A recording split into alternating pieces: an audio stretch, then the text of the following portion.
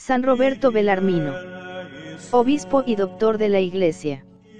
1542 a 1621.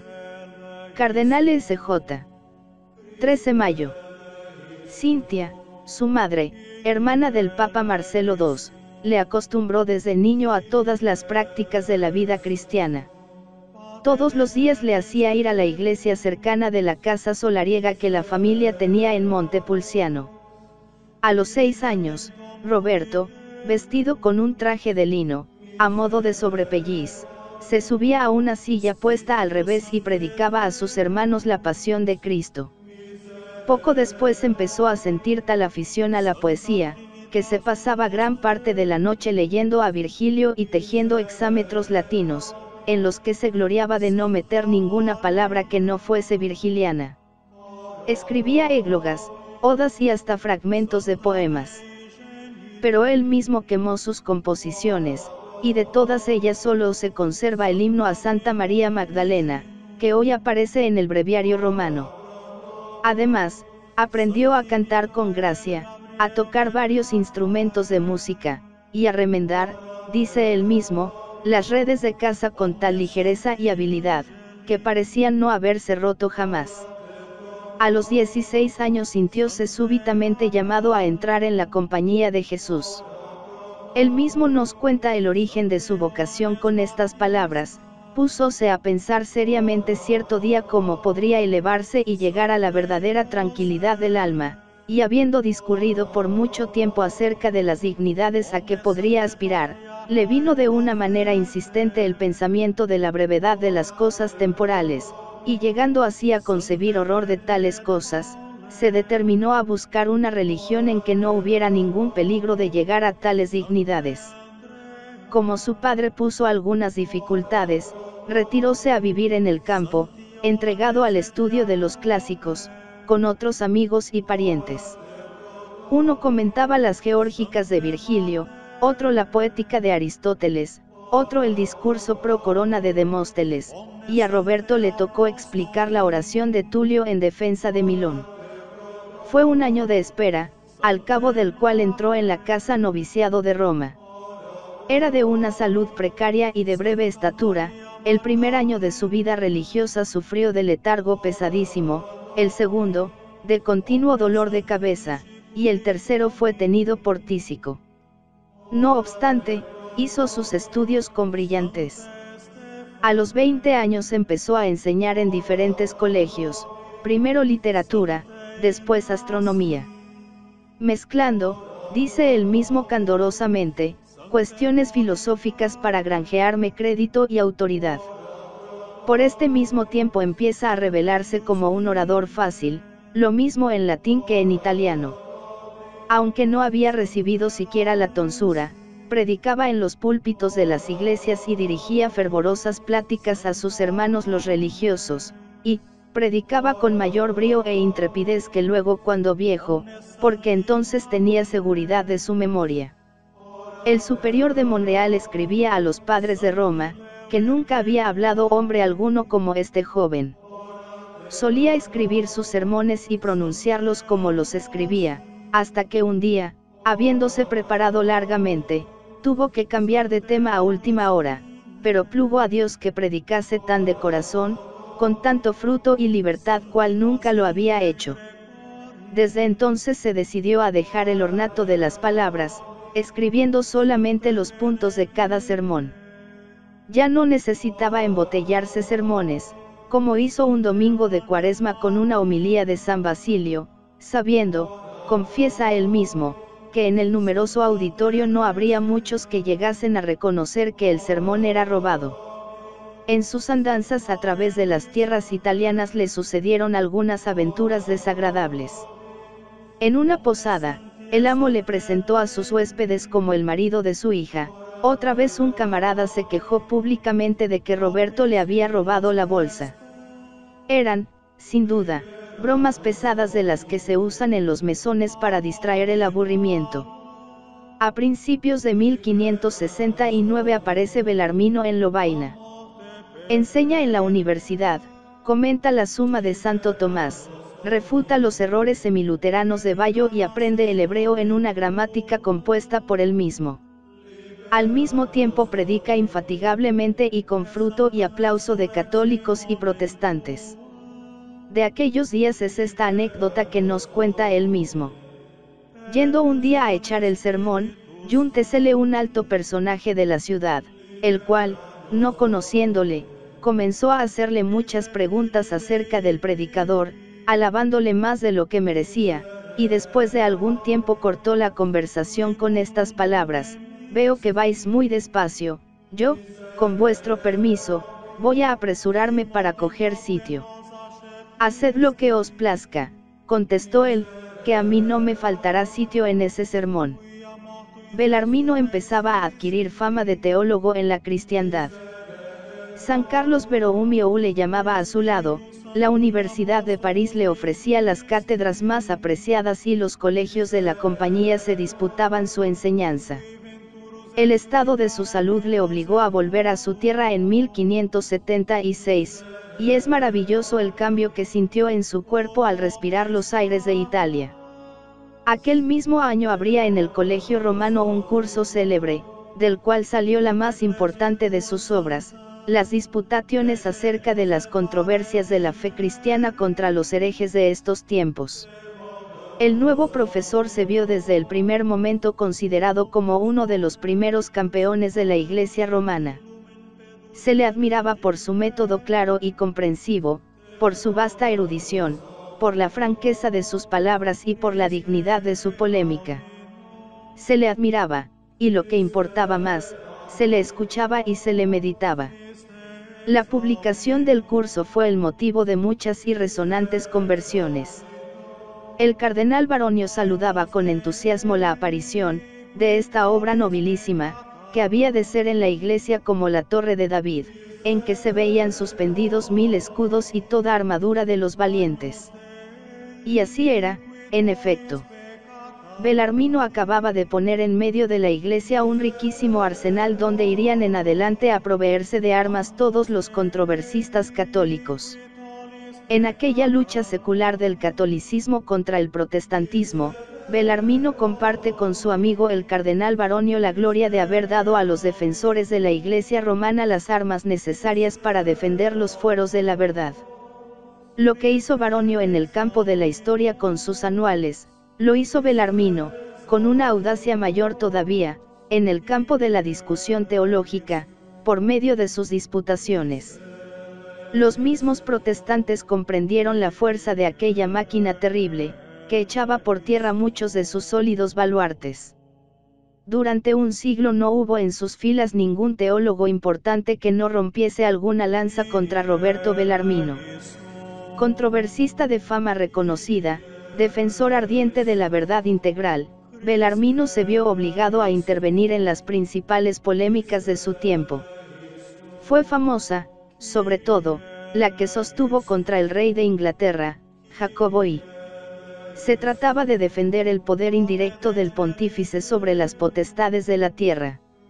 En sus disputaciones, Belarmino había acertado a exponer una doctrina media entre los que sostenían la sujeción completa del poder temporal al poder espiritual y los que afirmaban la independencia de ambos poderes. Su enseñanza corría el riesgo de no agradar a una ni a otra parte, y así sucedió, efectivamente. Sisto V mandó poner en el índice la obra, los juristas galicanos de París lanzaron contra ella el interdicto, y el teólogo coronado de Londres la mandó quemar y publicó un libro contra el teólogo romano.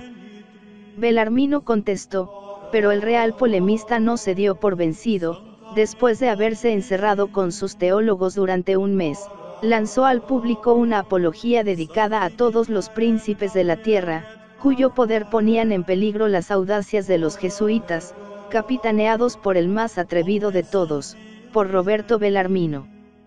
Belarmino volvió a contestar, y en torno a los dos contendientes se agruparon otros muchos luchadores. El rey Jacobo reconocía en su adversario, un varón clarísimo por su erudición. Todos acataban sus grandes conocimientos, su ingenio penetrante y la facilidad y elegancia de su estilo. Los que vivían cerca de él sabían que, Además de todo esto, era un santo. Jamás se apartó en su vida de la sencillez de los más humildes religiosos.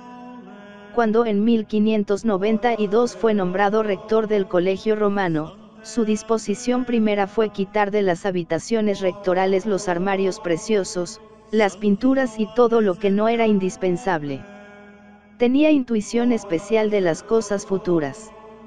Enviado a Francia en 1589 como teólogo del cardenal Gaetani, solía preguntarle el nuncio cuánto tiempo pensaba que viviría el Papa Sisto V, a lo cual él respondía que moriría aquel mismo año. Pocos meses después llegaron cartas de Roma, nadie se atrevía a abrirlas, asegurando noticias malas, pues el Papa Sisto era desafecto al cardenal y a su acompañante. Entonces Belarmino dijo: «Nada temáis, aquí se nos dice que el pontífice ha muerto». Todos se burlaron de él, porque nada se sabía de su enfermedad, pero resultó verdadera su afirmación. Otro caso maravilloso le pasó con el Papa Clemente VIII.